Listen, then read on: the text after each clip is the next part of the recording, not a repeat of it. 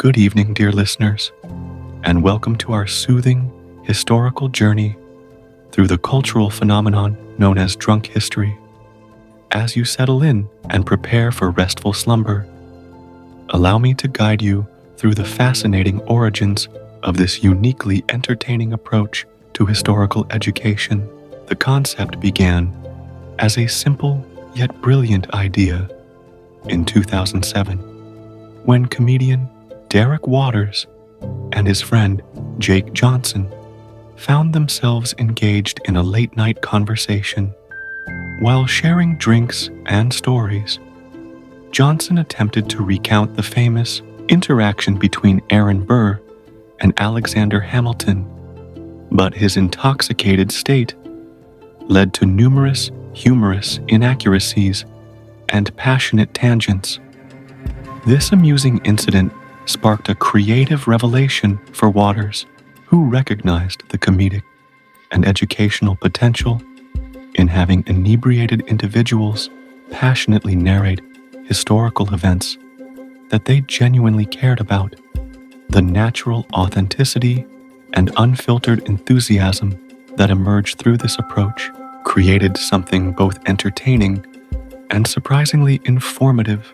Waters soon collaborated with director Jeremy Connor to transform this casual experience into a structured concept, filming their intoxicated friends recounting historical tales, while professional actors lip-synced and enacted these often slurred, sometimes confused, but invariably passionate narratives.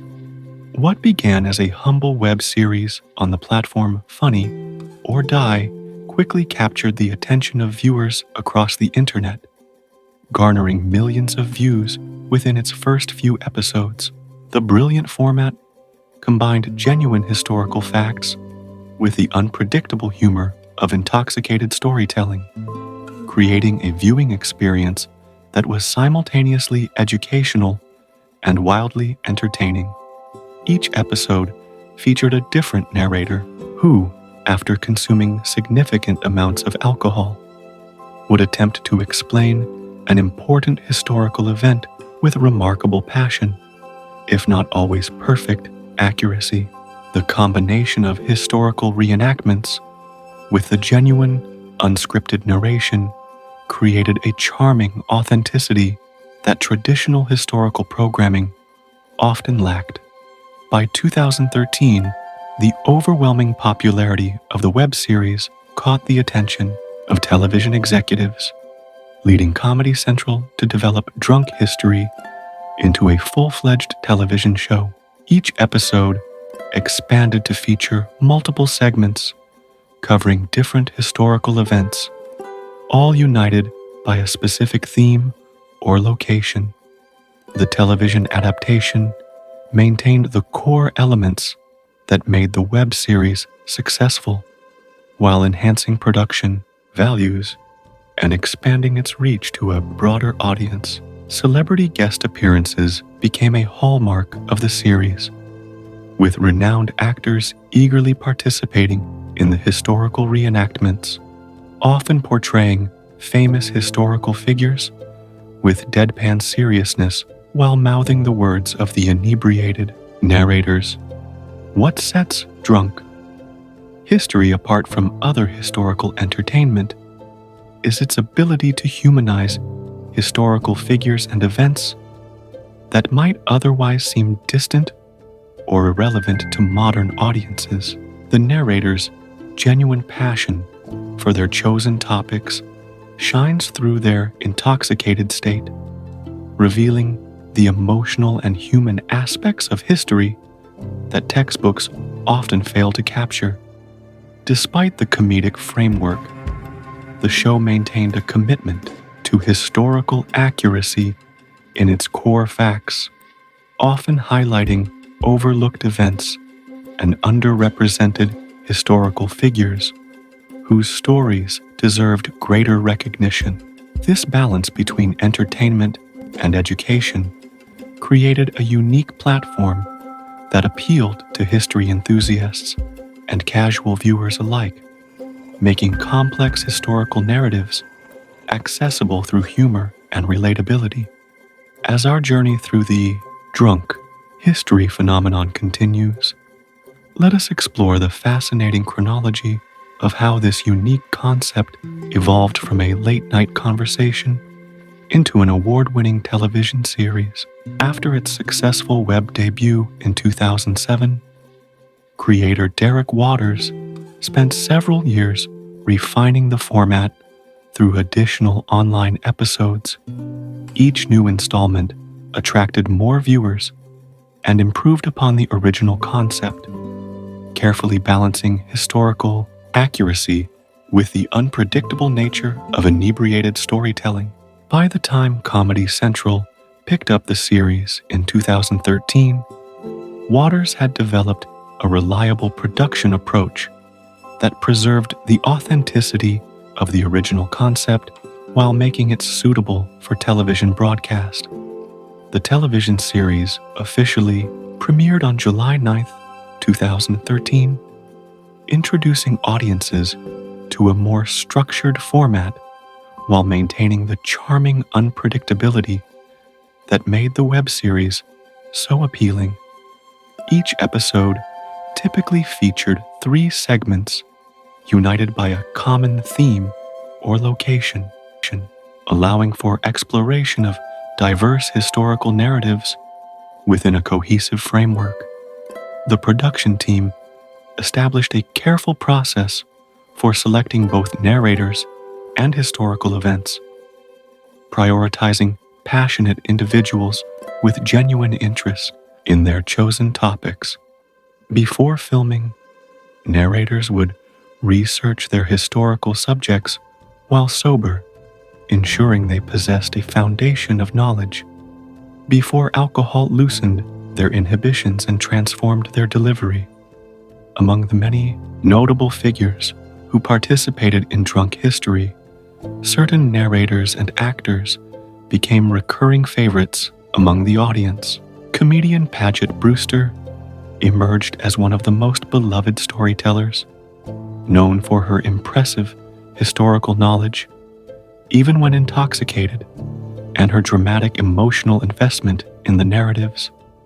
Other memorable narrators included Jenny Slate, Duncan Trussell, and Kyle Kinane, each bringing their unique personalities and storytelling styles to the historical accounts they shared. On the acting side, the show attracted an impressive roster of celebrities eager to participate in the unique format, including Ryan Gosling, Will Ferrell, Octavia Spencer, and Lin-Manuel Miranda, among many others who embraced the challenge of lip-syncing to drunken narration while conveying historical gravitas.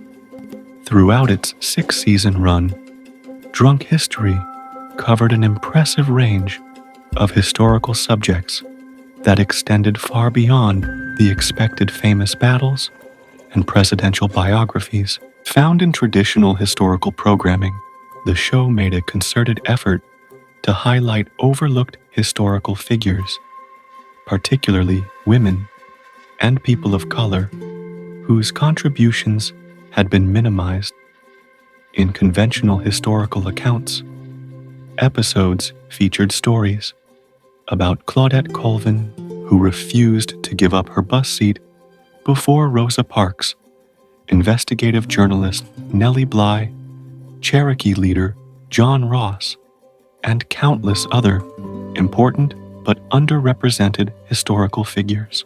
This inclusive approach to historical storytelling became one of the show's most significant contributions to public historical education, bringing attention to narratives that deserved recognition but had often been excluded from mainstream historical discussions. As we drift deeper into our exploration of drunk history, let us consider the fascinating psychological and educational elements that contributed to the show's remarkable success. Studies in cognitive science suggest that the emotional engagement created by humor can significantly enhance information retention, offering an explanation for why viewers often remembered historical details from drunk history more effectively than from traditional educational sources. The authentic passion displayed by narrators created an emotional connection with the material that bypassed the formal barriers often associated with historical education. When people laugh while learning, research indicates they form stronger neural pathways to that information, making it more accessible in future recall situations. What made drunk history particularly effective as an educational tool was its commitment to selecting genuinely significant historical events rather than merely amusing anecdotes. Episodes covered pivotal moments like the Stonewall riots, the creation of the Transcontinental Railroad, and the women's suffrage movement, providing substantive historical content beneath the entertaining presentation. Perhaps most valuably, the show excelled at highlighting historical contributions from marginalized groups whose stories had been systematically excluded from traditional historical narratives. By the final season, nearly 60% of the historical figures featured were women or people of color, representing a deliberate effort to broaden historical representation beyond the conventional focus on white male historical figures. The production team employed several subtle techniques to enhance the educational value without compromising entertainment. Visual text overlays would occasionally appear on screen to provide dates, correct minor narrator errors, or add supplementary information without interrupting the flow of storytelling. These gentle corrections maintained historical accuracy while preserving the authentic, unscripted nature of the narration.